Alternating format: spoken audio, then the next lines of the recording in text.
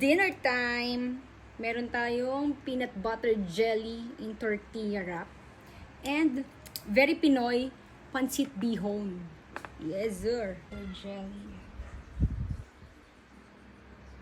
Try muna natin ng walang kalamansi. Hindi kasi ako mahilig sa maasim eh.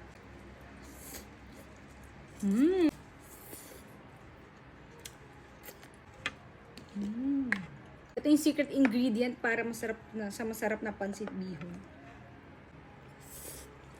Manalo.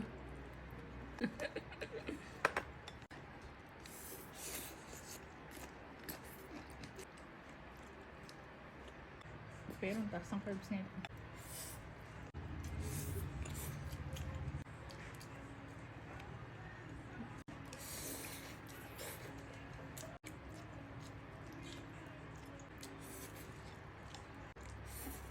For me, pinaka the best na pancit, ang pancit bihon.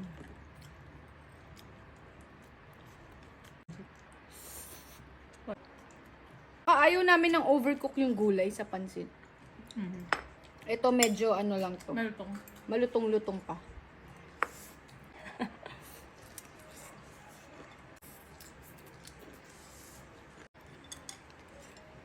Wait. Gano'n kadami?